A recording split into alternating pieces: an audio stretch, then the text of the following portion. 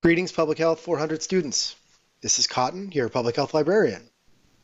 I'm sending out some videos addressing your individual group topics. And so these videos are going to be considerably shorter than the last one, but they're really going to focus entirely on your specific topic. If it feels like you're sort of being thrown into the deep end or you're just going kind of way too quickly in these videos, please go back and check the previous video that was sent over, as well as the how-to videos on the research guide. That can really give you some context on how these are working as searches. So without further ado, let's get started. All right. So this is for the group that has overweight and obesity as your research topic. And let's just get started. We're going to start on the public health databases list, and I'm really going to show you two databases today. I don't have enough time to get into all the possible databases that could be useful. This is mostly to get you started, and I would recommend if you want further guidance or assistance, please don't hesitate to reach out. There's a link right here you can click on, and it will allow you to book an appointment directly with my calendar, and I'll be happy to meet with you. That said, let's get started.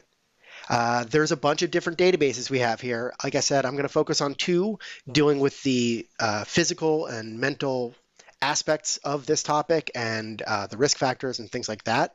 However, I should mention there are plenty of other databases that might be useful. You can always look in OneSearch. You can also look in something that might be related to other aspects of this type of topic. For instance, if I was trying to focus on how obesity may impact academic performance or grade point average, there are education databases I might want to look into. Public health is wonderful like that, but it also means you have a lot of places you can look. So please keep that in mind. I'm going to start by looking at PubMed. And hopefully you're pretty familiar with PubMed at this point. I don't want to have to go over everything, but what I can do is I'm not going to worry about searching with keywords right now because I think it's more effective and efficient to search with subject headings. And to do that, I can go down here to the mesh database and search from here. Now, when I'm searching from here, I'm not going to get articles back. I'm getting back subjects. And I might start with searching for obesity. And I can see right away that there is obesity. That is wonderful. That comes back as a subject heading, which means I have a starting point. I can also scroll down and see that there's several different types of obesity being discussed here. But I'm going to click on obesity as the subject heading, and this is going to take me to this page here where I can see we get a standard definition here. It also tells us kind of what is considered morbidly obese and a few other of those related terms. And if I scroll down, I can see not only that all of those obesities, those types of obesity that we just saw, fall under the larger heading of obesity, which means if I'm searching for, say, Prader-Willi or maternal obesity, I can focus specifically on these ones. But if I'm not quite sure what or if any type of obesity I want to focus on, I can just go for the general umbrella heading of obesity. It's also worth noting that overweight is another part of your topic. So if I want to focus on sort of the entire concept of overweightness and obesity, I can just search in overweight and it's going to include all of those things. If I scroll down, I can see there isn't anything else other than these types of obesity underneath the umbrella of overweight, which is fine. That means I really don't need to reinvent the wheel. I can just search within here, unless, of course, I want to focus on one of those specific types of obesity. So from this page, I can just add to Search Builder and click Search, and I'm going to get back 287,246 results. Obviously, that's probably way more than you want to consider.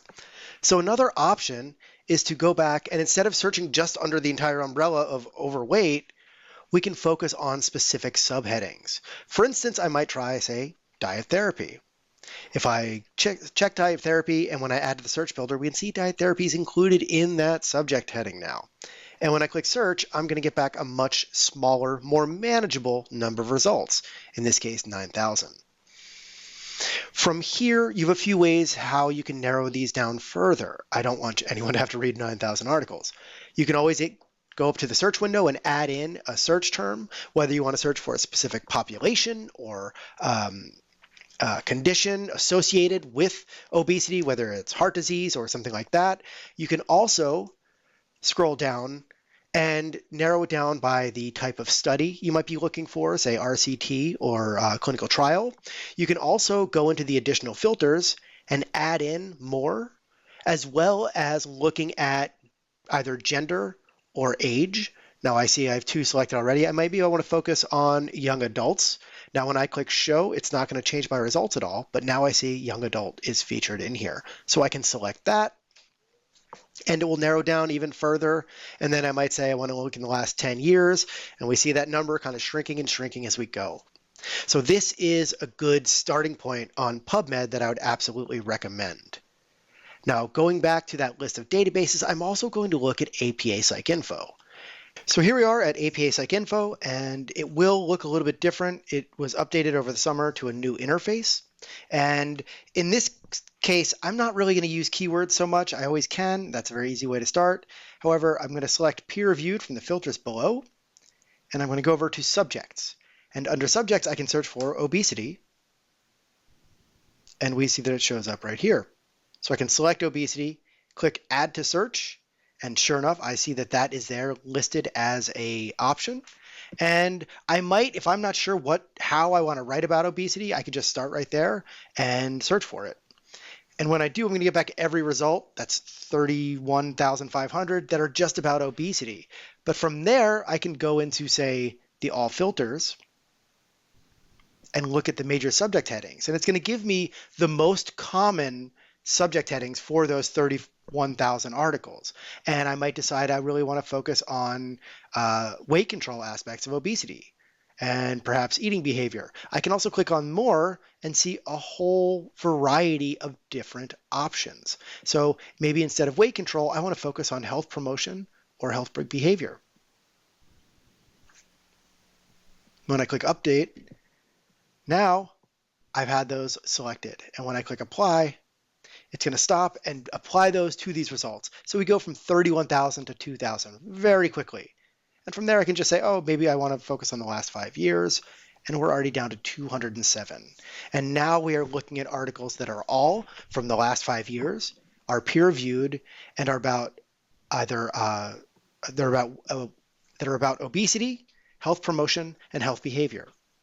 And so this is a great way to explore these topics, especially in a way when it deals with the mental or psychological aspects of this. All right, so that's really what I have for today. Like I said, please feel free to reach out if you'd like more guidance. Please check out those earlier videos if it feels like this is moving way too quickly. And don't forget, I'm here on the Public Health Research Guide. You can always view the how-to videos on using the databases right here. And you can also contact me with my information right there. So thank you for your time. Good luck with your research, and let me know what I can do to help. Have a great day.